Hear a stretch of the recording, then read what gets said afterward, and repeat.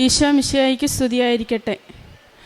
പരിശുദ്ധ അമ്മ ജീവനോടെ പ്രത്യക്ഷപ്പെട്ട ഈ ആൾത്താരയിൽ അമ്മയുടെ പ്രത്യക്ഷീകരണത്തിന് സാക്ഷിയായി എന്നെ എൻ്റെ കുടുംബത്തെയും ഉയർത്തിയതിന് നന്ദി പറയാനാണ് ഞാനിവിടെ നിൽക്കുന്നത്.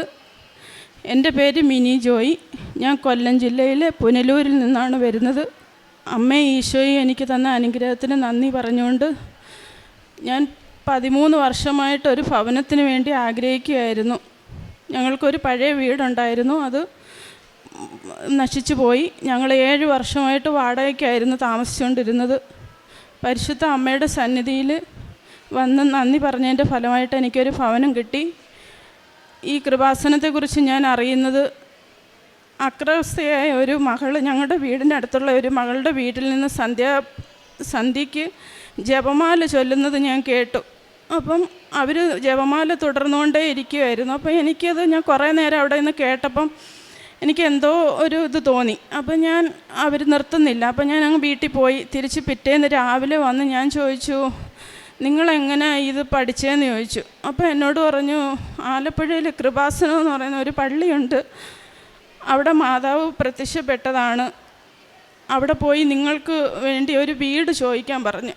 അപ്പം ഞാൻ പറഞ്ഞു, എനിക്ക് കൃപാസനമൊന്നോ ആലപ്പുഴ എന്ന് പറയുന്ന ഒരു സ്ഥലമൊന്നും, ഞാൻ പണ്ട് ചെറുപ്പത്തിലേ അങ്ങോട്ട് ഈ ആലപ്പുഴ വന്നിട്ടുണ്ട്, എനിക്കറിയത്തില്ല അന്ന് പോയി വരുന്ന ഒരു സ്ഥലമാണെന്നൊന്നും. അപ്പം എനിക്ക് ഭയങ്കര ആഗ്രഹം ഇവിടെ വരണമെന്ന്. അപ്പോൾ അങ്ങനെ ആഗ്രഹിച്ചിരുന്നപ്പം എൻ്റെ ഒരു കസിൻ സിസ്റ്റർ, ഞങ്ങൾ 14 വർഷമായി ഞാനോട്ട് കോണ്ടാക്റ്റ് ഉണ്ടായിട്ട്. അപ്പോൾ എൻ്റെ കസിൻ സിസ്റ്റർ ഒരു ദിവസം എന്നെ വിളിച്ചിട്ട്, കാരണം എനിക്കറിയില്ല, അതൊരു അമ്മയുടെ പ്രചോദനം തന്നെയാണ്. അവൾ എന്നെ വിളിച്ചിട്ട് ചോദിച്ചു, ഒന്നും ചോദിച്ചില്ല, നീ കൃപാസനത്തിൽ പോകാൻ വരുന്നോ എന്ന് ചോദിച്ചു. അപ്പം ഞാൻ പറഞ്ഞു, എനിക്ക് വണ്ടിക്കൂലിക്കൊന്നും പൈസ ഇല്ല എന്ന് പറഞ്ഞു. അപ്പം പറഞ്ഞു, നീ എനിക്കൊന്നും തരണ്ട, ഞങ്ങൾ അവിടെ പോയി ഉടമ്പടി എടുത്തതിൻ്റെ ഫലമായിട്ട് അവളുടെ മകൾക്ക് UK അവിടെ ജോലിയായി. ആ മകളുടെ ആദ്യ ശമ്പളത്തിൽ നിന്ന് അവരൊരു മിനി ട്രാവൽ വിടുന്നുണ്ട്, കുറച്ച് പേരെ കൊണ്ടുപോകുന്നു, നീ എനിക്കൊരു പൈസയും തരണ്ട, നീ വരുന്നോ എന്ന് ചോദിച്ചു. എനിക്ക് ഭയങ്കര സന്തോഷമായി. അപ്പോൾ 5:30 മണിക്ക് ഇന്ന സ്ഥലത്ത് ചെല്ലാൻ പറഞ്ഞു. ഞാൻ അവിടെ ചെന്നു. ഞങ്ങൾ അവിടുന്ന് ആ ബസ്സിനകത്ത്, അന്ന് ഞാൻ 2024 ഒക്ടോബർ 2-ാം തീയതിയാണ് ഇവിടെ വരുന്നത്.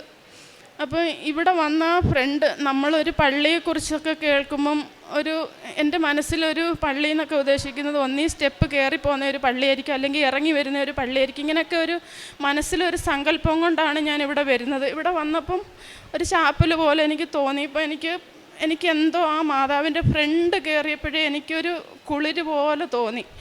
എൻ്റെ കൂടെ വന്നവരോ ഈ കസിൻ സിസ്റ്ററോ ഒന്നും എന്നോട് ആരും മിണ്ടാതെയാണ്, കൃപാസനത്തെക്കുറിച്ച് ഒന്നും സംസാരിക്കാതാണ് ഞങ്ങൾ വണ്ടി വന്നത്. കാരണം അവരൊക്കെ ഉപവാസത്തിലായിരുന്നു, എനിക്കറിയില്ലായിരുന്നു. അപ്പോൾ ഇവിടെ വന്നപ്പം ഫ്രണ്ടിൽ ഇവിടെ വന്ന് ഇന്നപ്പോൾ എന്നോട് ചോദിച്ചു, നീ ഉടമ്പടി എടുക്കുന്നുവെന്ന്. അപ്പോൾ ഈ അക്രാവസ്ഥയായ ആ കുട്ടി എന്നോട് ഉടമ്പടിയെക്കുറിച്ചൊന്നും പറഞ്ഞില്ല, നിങ്ങളവിടെ പോകണമെന്നേ പറഞ്ഞോളൂ. അപ്പോൾ ഉടമ്പടി എടുക്കുന്നുവെന്ന് ചോദിച്ചപ്പോൾ ഞാൻ പറഞ്ഞു, ഉടമ്പടി എടുക്കുന്നു. ഒറ്റ വാക്ക് എന്നോട് പറഞ്ഞു. ടോക്കൺ എടുത്ത് മേളിൽ പോയി അച്ഛൻ്റെ ക്ലാസ് കേട്ടപ്പോൾ എനിക്ക് പ്രത്യേകിച്ച് ഒന്നും തോന്നിയില്ല. ഇത്രയുള്ള കാര്യം. കാരണം എല്ലാവരും ഇവിടെ പലരും സാക്ഷ്യത്തിൽ പറയുന്ന കേൾക്കാം, ഉടമ്പടി എന്ന് പറയുന്നത് വലിയ ഏതാണ്ട് കാര്യമാണെന്ന്. എനിക്കൊന്നും തോന്നിയില്ല. ഞാൻ പറഞ്ഞു, ഇത്രയുള്ള കാര്യം, ശരി, എന്നെ കൊണ്ടത് പറ്റും, ഉറപ്പായിട്ട് ഞാനത് വിശ്വസിച്ചുകൊണ്ട് പോയി. കാരണം ഞാൻ 13 വർഷം കൊണ്ടാണ് ഒരു ഭവനത്തിന് വേണ്ടി ആഗ്രഹിക്കുന്നത്. 10 വർഷം മുമ്പിട്ട് ഞാൻ ലൈഫിൻ്റെ ഒരു വീടിന് വേണ്ടി അപേക്ഷ കൊടുത്തതാണ്. പല പ്രാവശ്യത്താൽ അത് മുടങ്ങി പോകുമായിരുന്നു. അപ്പം ഞാനിങ്ങനെ ഒരു ചൊവ്വാഴ്ച ദിവസം 2-ാം ചൊവ്വാഴ്ചയിൽ ധ്യാനം കേട്ടോണ്ടിരുന്നപ്പം ആ ധ്യാനത്തിൽ ഞാൻ ഒരുപാട് മുട്ടുകുത്തി നിന്നാണ് അച്ഛൻ്റെ ധ്യാനം ഞാൻ കേട്ടത്. ഞാൻ കൃപാസനത്തിൽ പോയിട്ട് ഒരിക്കലും വെറുതെ ആവല്ലേ മാതാവേ എന്ന് പ്രാർത്ഥിച്ചു. 14-ാമത്തെ ദിവസം, ആ ചൊവ്വാഴ്ച ദിവസം ധ്യാനം കഴിഞ്ഞ് ഞാനിങ്ങനെ പ്രാർത്ഥിച്ചു, മാതാവേ എനിക്ക് കൃപാസനത്തിൽ പോയിട്ട് വെറുതെ എന്നെ മടക്കി വിടല്ലേന്ന്. കറക്റ്റ് 2:30 മണിയായപ്പോൾ എന്നെ പഞ്ചായത്തിൽ നിന്ന് വിളിക്കുന്നു, നിങ്ങളുടെ ലൈഫിൻ്റെ ലിസ്റ്റിനകത്ത് നിങ്ങൾക്ക് പേരുണ്ടെന്നും പറഞ്ഞുകൊണ്ട്. ഞാൻ ഞെട്ടിപ്പോയി. അപ്പം 6 സെൻറ്റ് സ്ഥലം എൻ്റെ പേരിൽ വാങ്ങിച്ചിട്ടുണ്ടായിരുന്നു. ഹസ്ബൻഡിൻ്റെ പേരിൽ ഒരു 10 സെൻറ്റ് സ്ഥലം ഉണ്ടായിരുന്നു. അതിനകത്ത് വെച്ചാണ് ഞങ്ങൾ അപേക്ഷ വെച്ചേക്കുന്നത്. അപ്പോൾ ഞങ്ങൾ പിറ്റേന്ന് പഞ്ചായത്തിൽ ചെന്നപ്പം വീണ്ടും അവിടെ ഒരു തടസ്സം. ഹസ്ബൻഡിൻ്റെ പേര് വെച്ചാണ് ലൈഫിന് കൊടുത്തേക്കുന്നത്, പക്ഷേ എൻ്റെ ഈ 6 സെൻറ്റിനകത്ത് വേണം എനിക്ക് വീട് വെക്കാൻ. അപ്പോൾ അതൊരു ഭയങ്കര തടസ്സമായി. ഈശോ പറഞ്ഞതുപോലെ ഉപവാസത്താലും പ്രാർത്ഥനയാലും അല്ലാതെ ഈ വ്യാധി ഒഴിഞ്ഞു പോകത്തില്ലെന്ന് പറഞ്ഞതുപോലെ ഞാൻ 7 ദിവസം ഉപവസിച്ച് പ്രാർത്ഥിച്ചു. എനിക്കൊരു ഭവനം വേണം. കാരണം ഞാൻ വാടക വീട്ടിൽ നിന്ന് അവർ പറയുന്നതിന് മുമ്പിട്ട് എനിക്ക് ഇറങ്ങണം.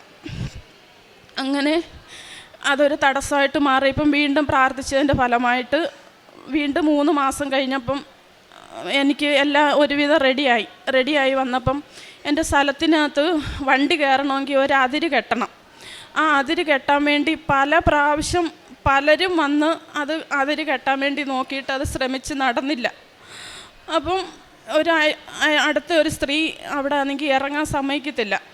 അപ്പം ഞാൻ അന്നേരം ഇവിടെ വന്ന് ആ എൻ്റെ 1ാമത്തെ പുതുക്കലിന് ഇവിടെ വന്നപ്പം കുറേ കാശ് രൂപം മേടിച്ചുകൊണ്ട് പോയി. എനിക്ക് ആദ്യം വന്നപ്പോൾ അറിയില്ലായിരുന്നു ഇങ്ങനെ കാശ് രൂപം മേടിച്ചുകൊണ്ട് പോകണമെന്നൊക്കെ.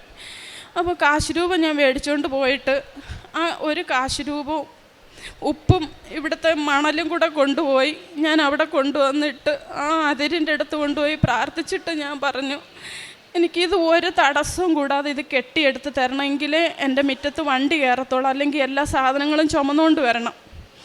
എനിക്കറിയില്ല, വെറും 7 ദിവസം കൊണ്ട് ഞങ്ങൾക്ക് വസ്തു തന്ന ആൾ കയറും കെട്ടി കല്ലും കുഴിച്ചിട്ടിട്ടായിരുന്നു പോയത്. ഞങ്ങൾ തിരിച്ചു വന്നു.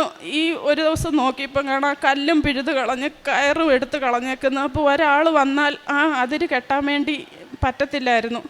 അപ്പോൾ ഈ കാശുരൂപം മണലും ഉപ്പും ഞാനവിടെ കൊണ്ട് കുഴിച്ചിട്ടതിൻ്റെ 7ാമത്തെ ദിവസം ഞങ്ങളൊരു കോണ്ടാക്റ്റ് അച്ചായനെ വിളിച്ച് അവിടെ കാണിച്ചപ്പോൾ അവർ പറഞ്ഞു, നിങ്ങൾ വാ, നമുക്ക് തന്നെ ഒരു കയറ് പിടിച്ച് കെട്ടാമെന്ന്. അത്ഭുതം എന്ന് പറയട്ടെ, ഞാനും എൻ്റെ ഹസ്ബൻഡും കൂടെ ഈ അച്ചായനെയും വിളിച്ചുകൊണ്ട് അവിടെ ചെന്നപ്പം ഈ പറഞ്ഞ സ്ത്രീ തന്നെ ഒരാളെ അവിടെ വിളിച്ച് നിർത്തി അവർ തന്നെ കയറ് കെട്ടി ഞങ്ങൾക്ക് തന്ന് ആ അതിര് കെട്ടി ഫുള്ള് കെട്ടിയാണ് എൻ്റെ മുറ്റത്ത് വണ്ടി കയറാൻ എന്നെ അമ്മ മാതാവ് അനുവദിച്ചു. അത് കഴിഞ്ഞിട്ട് 2025 ജനുവരി മാസത്തിൽ 1-ാം തീയതി തന്നെ ഞാൻ വാശി പിടിച്ച് മാതാവിനോട് കരഞ്ഞു, എനിക്ക് വീട് പണി തുടങ്ങണം. ഒക്ടോബർ 2-ാം തീയതി ആണ് ഞാനിവിടെ വന്ന് ഉടമ്പടി എടുത്തത്. അപ്പോൾ ആ അടുത്ത ഒക്ടോബർ 2 എനിക്ക് ഈ ജപമാലയെക്കുറിച്ചൊന്നും ഒന്നും അറിയില്ലായിരുന്നു. ഞാനൊരു ഓർത്തഡോക്സ് വിശ്വാസിയാണ്. എനിക്ക് ജപമാല എന്താണെന്നും ഒന്നും എനിക്ക് അറിയില്ലായിരുന്നു.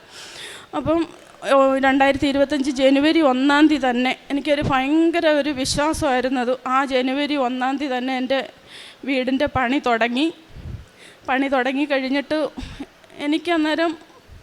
എനിക്കറിയില്ല എന്താണ്. ഞങ്ങൾ സാമ്പത്തികമായിട്ടൊക്കെ വളരെ പിന്നോക്കം നിൽക്കുന്ന ആളാണ്. എൻ്റെ കയ്യിലുള്ളതൊക്കെ പിന്നെ കടമേടിച്ചുമൊക്കെയാണ് ഞാൻ ഈ 6 സെൻറ്റ് സ്ഥലം വാങ്ങിച്ചത്.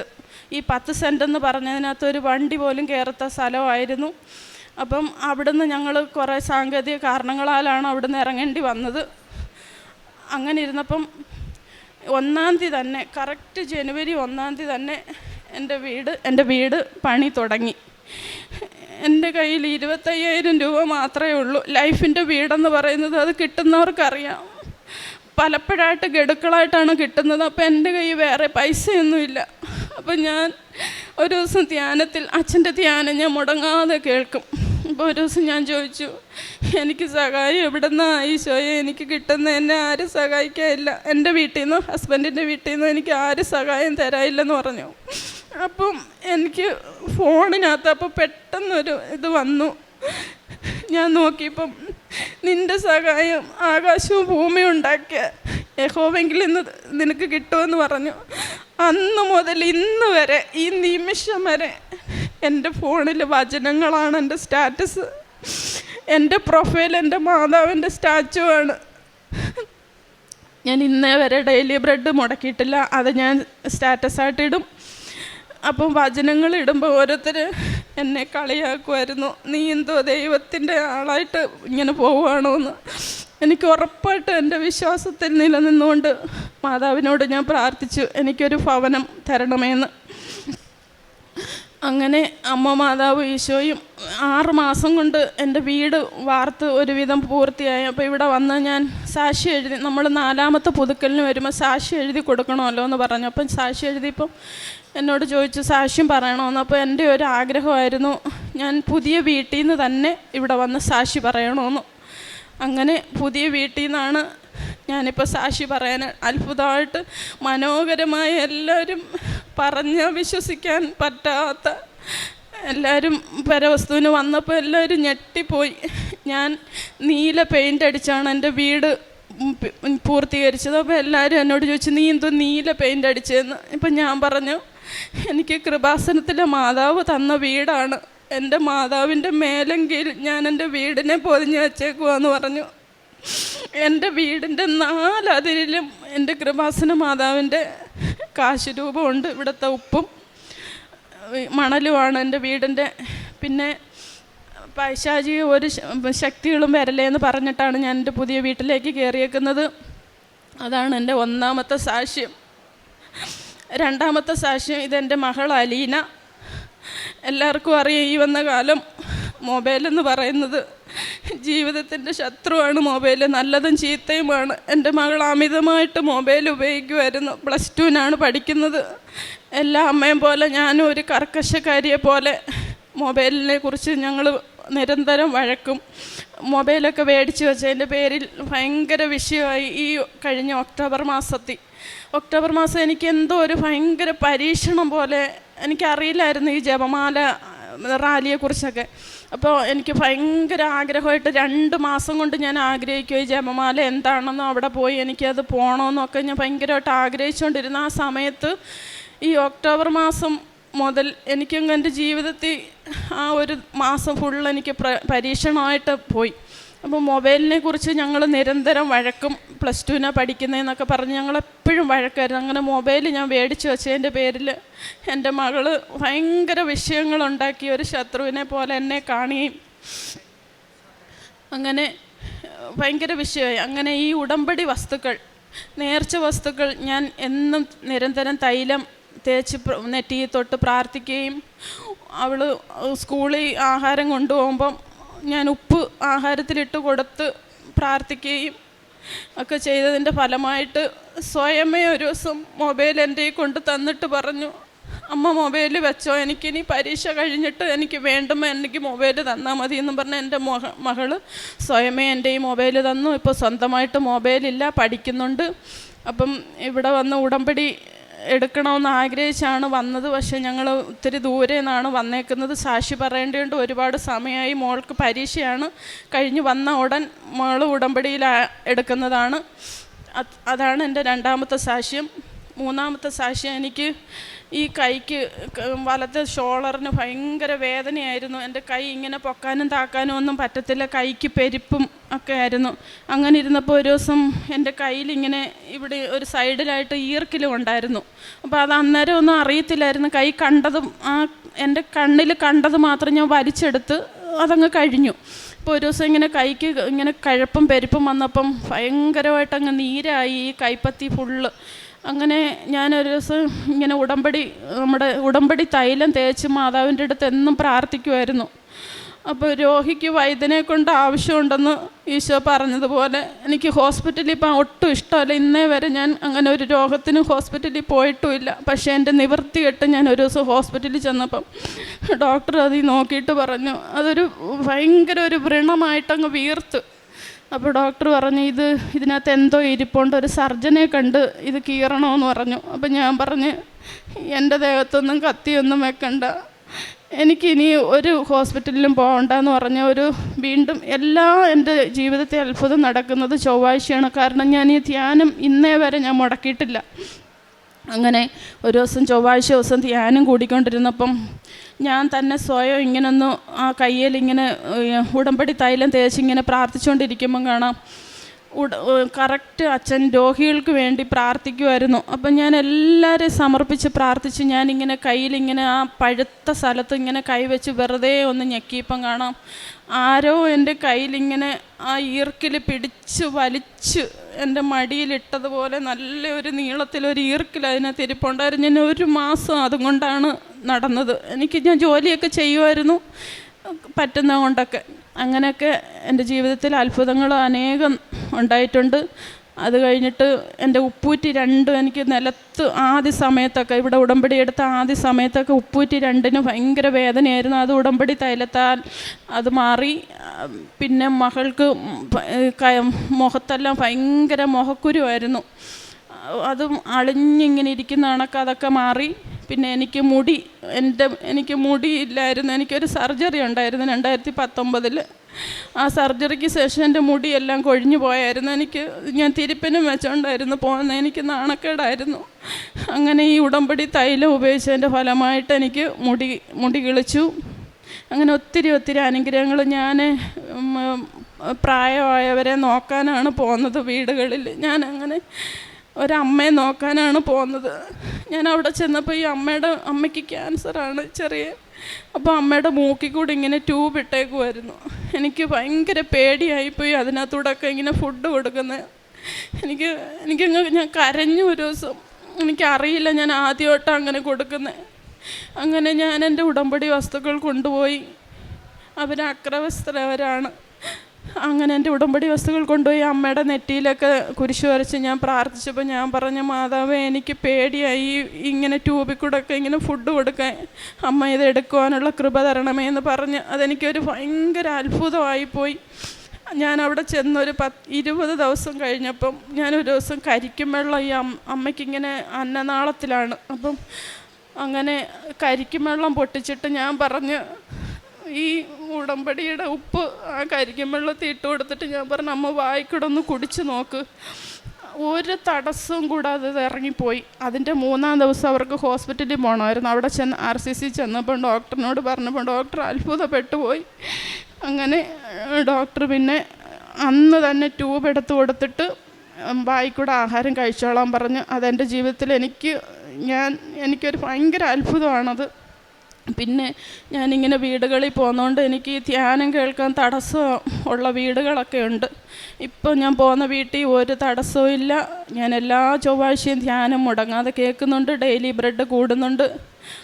പിന്നെ പ്രേക്ഷിത പ്രവർത്തനമായിട്ട് ഞാൻ ഇവിടുന്ന് പത്രം, എനിക്ക് ഈ ആലപ്പുഴ വന്ന് പോകുന്ന ഒരു സ്ഥലമാണെന്ന് ഞാൻ ആദ്യം പറഞ്ഞല്ലോ, എനിക്ക് അറിയില്ലായിരുന്നെന്ന്. പക്ഷേ ഞാൻ എല്ലാ മാസവും ഇവിടെ വന്ന് ഞാൻ പത്രം വാങ്ങിച്ചുകൊണ്ട് പോയി. ഒരു മടിയും കൂടാതെ ഓട്ടോ സ്റ്റാൻഡിലും ബസ് സ്റ്റാൻഡിലും ഞാൻ എവിടെ പോയാലും എൻ്റെ ബാഗിനകത്ത് കൃപാസനം പത്രം കാണും. ഞാൻ എല്ലാവർക്കും അത് എൻ്റെ അനുഭവങ്ങൾ പറഞ്ഞ് തന്നെ ഞാൻ കൊടുക്കും. കാരണം നമുക്ക് ഇവിടെ വരാനുള്ളവരാണെങ്കിൽ തീർച്ചയായിട്ടും ദൈവം നമ്മളെ ഇവിടെ എത്തിച്ചിരിക്കും. കാരണം എനിക്ക് 3-4 വർഷം മുമ്പിട്ടൊക്കെ ഇങ്ങനെ പത്രങ്ങൾ കിട്ടിയിട്ടുണ്ട്. നമ്മളിൽ പത്രപരസ്യം കൊടുക്കുന്നത് പോലെ ഓരോരുത്തരിങ്ങനെ നിരന്ന് ചുമ്മാ ഇങ്ങനെ കൊടുക്കും. അങ്ങനെ കൊടുക്കരുത്. നമ്മുടെ അനുഭവങ്ങൾ പറഞ്ഞ് മറ്റുള്ളവരിലേക്ക് എത്തിച്ച് ഈ പത്രം കൊടുക്കണം. എൻ്റെ കയ്യിൽ അറിയാതെ, ഞാൻ പോലും അറിയാതാണ് എൻ്റെ പത്രം തീരുന്നത്. പിന്നെ കാരുണ്യ പ്രവൃത്തിയായിട്ട് ഞങ്ങളുടെ അവിടെ അനാഥ മന്ദിരമുണ്ട്. ഞങ്ങൾ 2 പേരും കൂടെ എല്ലാ മാസവും പറ്റുന്ന മാസങ്ങളിലെല്ലാം ഞങ്ങൾ പോയി അവിടെ അമ്മമാരുടെ അടുത്ത് പോയിരുന്നു. ഒരു ദിവസം ചിലവിടും. എന്നെ കൊണ്ട് പറ്റുന്ന സാമ്പത്തിക സഹായങ്ങൾ ചെയ്യും. പിന്നെ പൊതിച്ചോറ് ഞങ്ങളെ കൊണ്ട് പറ്റുമ്പോഴെല്ലാം ഞാൻ പൊതിച്ചോറ് കൊണ്ടു കൊടുക്കും. രോഗികളുടെ കൂടെ ഇരിക്കും. പിന്നെ എന്നെയും കൊണ്ട് എനിക്ക് സാമ്പത്തികം ചെയ്യാൻ പറ്റാത്തത് കൊണ്ട് മറ്റുള്ളവരെയും കൊണ്ട് ഞാൻ ഓരോരുത്തർക്ക് സഹായങ്ങൾ ഇങ്ങനെ ചെയ്യിപ്പിച്ച് കൊടുക്കും. ഇതൊക്കെയാണ് ഞാൻ ചെയ്യുന്ന കാര്യങ്ങൾ. പിന്നെ ആത്മീയമായിട്ടൊക്കെ എനിക്ക് ഭയങ്കര ദേഷ്യമുള്ള ഒരാളായിരുന്നു. ഒരുപാട് സമയം പാലിച്ച് എൻ്റെ കുടുംബത്തെ സ്നേഹിച്ച് ഞാൻ മുന്നോട്ട് ജീവിക്കുന്നു. ഇത്രയൊക്കെയാണ് എൻ്റെ അനുഗ്രഹങ്ങൾ. ഇനിയും അമ്മയുടെ പ്രത്യക്ഷീകരണത്തിന് സാക്ഷിയായി എന്നെ ആൾത്താരയിൽ നിർത്തണമെന്ന് യാചിക്കുന്നു. എൻ്റെ മരണം വരെ ഈ ഉടമ്പടിയിലായിരിക്കുമെന്ന് ഞാൻ പ്രഖ്യാപിക്കുന്നു ഈ ആൾത്താരയിൽ നിന്നുകൊണ്ട്. കാരണം എൻ്റെ ജീവിതത്തിൽ അത്ഭുതമാണ് എൻ്റെ ഭവനം. എൻ്റെ മാതാവിനും ഈശോയ്ക്കും അമ്മ മാതാവിനും ഈശോയ്ക്കും ഒരുപാട് കോടാനുകോടി നന്ദി പറഞ്ഞുകൊണ്ട് എൻ്റെ സാക്ഷി നിർത്തുന്നു. കർത്താവ് നിങ്ങൾക്ക് വേണ്ടി യുദ്ധം ചെയ്തോളും. നിങ്ങൾ ശാന്തരായിരുന്നാൽ മതി. പുറപ്പാടിൻ്റെ പുസ്തകം 14-ാം അധ്യായം 14-ാം വചനമാണ്. ഇസ്രായേൽ ജനത്തിൻ്റെ മുന്നിലും പിന്നിലും ദൈവത്തിൻ്റെ സാന്നിധ്യമുണ്ടായിരുന്നു. രക്ഷപ്പെടാൻ പാടില്ല എന്ന് തോന്നുന്ന സമയത്ത് ദൈവകൃപയുടെ വാഗ്ദാനം നൽകി കർത്താവ് നമ്മൾക്ക് വേണ്ടി യുദ്ധം ചെയ്യുന്നു എന്നുള്ളൊരു വചനമാണ് നാം കേട്ടത്. ജീവിതത്തിലെ ചിലപ്പോൾ മാനുഷികമായ ശക്തി ജയിക്കാനാവില്ല, നമ്മൾക്ക് തരണം ചെയ്യാൻ പറ്റില്ല, നമ്മളെ കൊണ്ടാവില്ല എന്ന് തോന്നുന്ന സമയത്താണ് ദൈവം തന്നെ പോരാടുന്ന നമുക്ക് വേണ്ടി. നമ്മുടെ ഭയത്തിനെതിരെ, നമ്മുടെ നിരാശയ്ക്കെതിരെ, ഒരുപക്ഷെ നമ്മുടെ പല അഡിക്ഷൻസ് ആവാം, മൊബൈൽ അഡിക്ഷൻസ് ഓർ ഇനി അത് വേറെ ഏതെങ്കിലും അഡിക്ഷൻസ് ആവാം, കടബാധ്യതയാവാം, രോഗങ്ങളാവാം, ഭാവിയെക്കുറിച്ചുള്ള ആകാംക്ഷ, ഉത്കണ്ഠയാവാം. ഇതിലൊക്കെയും ദൈവം നമ്മോട് പറയുന്നത് നമ്മൾ ഒറ്റയ്ക്കല്ല. ഉടമ്പടി മക്കളുടെ ജീവിതത്തിൽ ദൈവത്തിൻ്റെ സാന്നിധ്യവും സംരക്ഷണവും കൂടെയുണ്ട്. ദൈവം ഒരിക്കലും നമ്മെ ഉപേക്ഷിക്കില്ല. കർത്താവ് നമ്മൾക്ക് വേണ്ടി യുദ്ധം ചെയ്തുകൊള്ളൂ എന്നാണ്, നമ്മൾ ശാന്തരായിരുന്നാൽ മാത്രം മതിയെന്നാണ് വചനത്തിൽ പറയുന്നത്. ദൈവത്തിൽ വിശ്വസിക്കുന്നവർ ഒരിക്കലും ഭയപ്പെടേണ്ട ആവശ്യമില്ല. പ്രത്യേകിച്ചും ഉടമ്പടി എടുക്കുന്ന മക്കളുടെ ജീവിതത്തിൽ നമ്മുടെ ഓരോ സാക്ഷ്യത്തിൽ നിന്നും നമുക്ക് മനസ്സിലാകുന്നത് ദൈവത്തിൻ്റെ ഒരു വലിയ ഇടപെടൽ, ദൈവത്തിൻ്റെ സംരക്ഷണം, ദൈവത്തിൻ്റെ കരുതലാണ് നമ്മൾ ഓരോ സാക്ഷ്യത്തിൽ നിന്നും നമുക്ക് മനസ്സിലാക്കാൻ സാധിക്കുന്നത്. ശാന്തമായ വിശ്വാസമാണ് ഒരു നല്ല ഉടമ്പടി വിശ്വാസം. അത് നമ്മൾക്ക് പുതിയ വഴികളിലേക്ക് വഴി തുറന്നു തരുന്നതാണ്, വിശ്വാസ ജീവിതത്തിലേക്ക് വഴി തുറന്നു തരും. നമ്മുടെ ഭയങ്ങളെ ശാന്തമാക്കി മാറ്റാൻ പരിശുദ്ധ അമ്മ, കൃപാസനം അമ്മയുടെ മധ്യസ്ഥതയിൽ വിശ്വസിച്ച് ശാന്തതയോടെ വിശ്വാസത്തോടെ ഉടമ്പടി ജീവിതം നയിക്കാൻ നമുക്ക് സാധിക്കട്ടെ എന്ന് നമുക്ക് പ്രാർത്ഥിക്കാം. ഭയപ്പെടാതെ നമുക്ക് ദൈവത്തിൽ വിശ്വസിക്കാം. ഉടമ്പടി ജീവിതം വിശ്വസ്തതയുടെ ഒരു ജീവിതമാണ്. ദൈവത്തിൽ വിശ്വാസം വെച്ചാൽ മനസ്സിൽ സമാധാനമുണ്ട്. അസാധ്യമെന്ന് തോന്നുന്ന കാര്യങ്ങൾ സാധ്യമാക്കി തരുന്ന ഒരു ദൈവമാണ് നമ്മുടെ കൂടെയുള്ളത്. നമ്മുടെ എല്ലാ പോരാട്ടത്തിലും ദൈവത്തിൻ്റെ കരങ്ങളിൽ, നമ്മുടെ എല്ലാ പോരാട്ടങ്ങളും ദൈവത്തിൻ്റെ കരങ്ങളിൽ നമുക്ക് സമർപ്പിക്കുന്ന ഒരു വഴിയാണ് ഉടമ്പടി ജീവിതം. നമുക്ക് ചെയ്യാൻ പറ്റാത്ത കഠിന രക്ഷാകര പദ്ധതികൾ ദൈവമാണ് ഉടമ്പടിയിൽ കൂടെ നമുക്ക് ചെയ്തു തരുന്നത്. അങ്ങനെയുള്ളൊരു വലിയ സാക്ഷ്യമാണ് മിനി ജോയ് എന്ന സഹോദരി നമ്മളോട് സാക്ഷ്യപ്പെടുത്തിയത്. ലൂക്കായുടെ സുവിശേഷം 1-ാം അധ്യായം 37-ാം വചനമാണ്. ദൈവത്തിന് ഒന്നും അസാധ്യമല്ല. നമുക്ക് വിശ്വാസത്തോടെ പ്രാർത്ഥിക്കാം. മിനി ജോയ്ക്കും കുടുംബത്തിനും ലഭിച്ച ഈ വലിയ അനുഗ്രഹങ്ങൾക്ക് നമുക്ക് കരങ്ങളടിച്ച് ദൈവത്തെ മഹത്വപ്പെടുത്താം. യേശുവേ നന്ദി, യേശുവേ സ്തുതി, ആവേ മരിയ. അത്യപൂർവ ദൈവാനുഭവങ്ങൾ ഇനി നിങ്ങൾക്കും സ്വന്തം. ഈ യൂട്യൂബ് ചാനൽ ഇതുവരെ സബ്സ്ക്രൈബ് ചെയ്തിട്ടില്ലെങ്കിൽ ഇപ്പോൾ തന്നെ സബ്സ്ക്രൈബ് ചെയ്യുക. ഈ വീഡിയോ ഇപ്പോൾ തന്നെ നിങ്ങളുടെ സുഹൃത്തുക്കൾക്ക് ഷെയർ ചെയ്തുകൊണ്ട് കർത്താവിൻ്റെ പ്രേക്ഷിതരാകുക.